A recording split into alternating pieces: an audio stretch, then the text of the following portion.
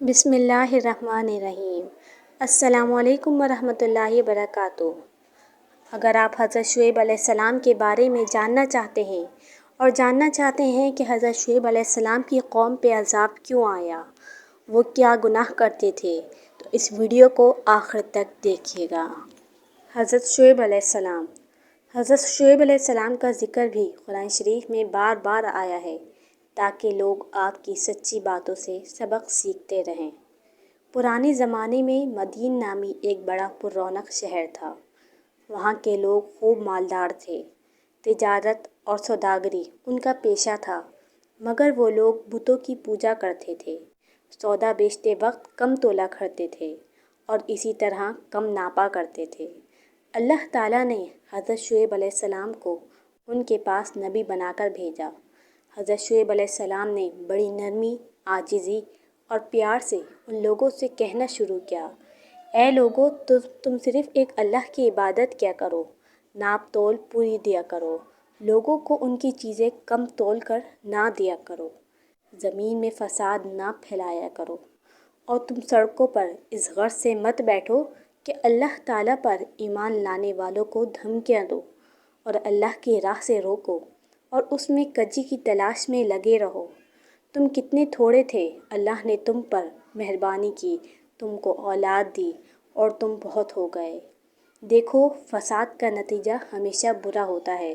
اگر تم مجھے جھوٹا خیال کرتے ہو اور دوسرے لوگوں کو میرے سچے ہونے کا پورا یقین ہے تو صبر کرو یہاں تک کہ اللہ ہمارے اور تمہارے درمیان فیصلہ کر دے۔ قوم کے دولت مند رئیس لوگ اس بار کی نصیحت کو برداشت نہ کر سکے اور انہوں نے کہا، یہ کس طرح ہو سکتا ہے کہ ہم ان کو چھوڑ دیں جنہیں ہمارے باپ دادا پوجا کرتے تھے۔ مال ہمارا اپنا ہے اور اس کو ہم جس طرح چاہتے ہیں خرچ نہ کریں، اور وہ بھی صرف آپ کے کہنے پر، اور آپ ایسے سچے نیک کہاں سے بن گئے؟ کیا آپ کی نماز ایسی ہی باتوں کا حکم دیتی ہے؟ آپ جھوٹے ہیں، آپ پر کسی نے جادو کر دیا ہے۔ اگر سچے ہو تو آسمان سے ہم پر پتھر برساؤ۔ اور ان کی قوم کے لوگوں نے کہا کہ اے شعیب، اس بات کا یقین کر لو کہ ہم تمہیں بھی اس بستی سے نکال دیں گے اور ان لوگوں کو بھی جو تم پر ایمان لائے ہیں، ورنہ ہمارے دین میں واپس آ جاؤ۔ تم بہت کمزور آدمی ہو۔ اگر تمہاری برادری کے لوگ نہ ہوتے تو ہم تمہیں کب کے پتھروں سے مار مار کر ختم کر چکے ہوتے، اور ویسے تمہارا ہم پر کوئی دباؤ بھی نہیں۔ حضرت شعیب علیہ السلام کی قوم کے لوگ اپنی دولت اور روپیے پیسے کے غرور میں بار بار اپنے سچے نبی حضرت شعیب علیہ السلام سے اسی قسم کی باتیں کرتے رہے۔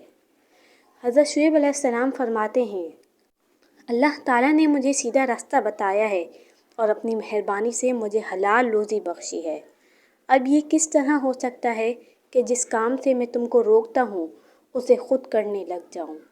میں تو صرف تم لوگوں کو درست کرنا چاہتا ہوں اور صرف اللہ پر بھروسہ رکھتا ہوں۔ تم لوگ میری ضد میں آ کر ایسا گناہ نہ کر بیٹھنا کہ تم پر عذاب اتر آئے جیسا کہ تم سے پہلے لوگوں پر آ چکا ہے، بلکہ تم اپنے گناہوں کی معافی مانگو اور آگے کے لیے اسی کے حضور میں توبہ کرو۔ تم نے اللہ کو بالکل بھلا دیا ہے۔ کیا تم میری برادری سے زیادہ ڈرتے ہو اور اللہ کا خوف تمہارے دلوں سے اٹھ گیا ہے؟ میں نے اپنا فرض ادا کر دیا۔ اگر تم نہیں جانتے تو چند روز کے بعد تمہیں معلوم ہو جائے گا کہ جھوٹا کون ہے اور کس پر اللہ کا عذاب اترتا ہے۔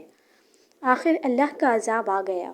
شعیب علیہ السلام اور ایمان والے تو بچ گئے، اور جو لوگ اللہ کی نافرمانی کرتے تھے وہ اپنے گھروں میں بیٹھے کے بیٹھے رہ گئے اور ایسے برباد ہوئے کہ گویا ان مکانوں میں کبھی بسے ہی نہ تھے۔ بس اللہ تعالیٰ کے سوا دوسرے کی عبادت کرنا، اللہ تعالیٰ کو بھول جانا اور غیروں کو یاد کرنا، رسول پاک صلی اللہ علیہ وآلہ وسلم کی باتیں نہ ماننا، دل کی خواہشات کو پورا کرنا، کم تولنا، کم ناپنا، امن و امان کے بعد زمین پر فساد مچانا، روپیے کا غرور، دولت کا گھمنڈ کرنا اللہ کو بے حد ناپسند ہے۔ جو لوگ ایسا کرتے ہیں اور توبہ نہیں کرتے، صحیح راہ اختیار نہیں کرتے، آخر کار ایک دن ضرور سزا پائیں گے اور نقصان اٹھائیں گے۔ تو آئیے ہم سب مل کر عہد کریں کہ اللہ تعالیٰ کے سوا کسی کی عبادت نہ کریں گے اور کبھی نہ کم تولیں گے، غرور نہ کریں گے اور کسی کا مال بے ایمانی سے نہ کھائیں گے۔ اگر تم نے ایسا کیا تو ہمارا حشر بھی حضرت شعیب علیہ السلام کی قوم جیسا ہو جائے گا۔ اللہ ہم سب کو محفوظ رکھے، آمین۔ مزید واقعات سننے کے لیے ہمارے چینل کو لائک اینڈ سبسکرائب کر دیے گا تاکہ آپ کو ہماری آنے والی ہر ویڈیو مل سکے۔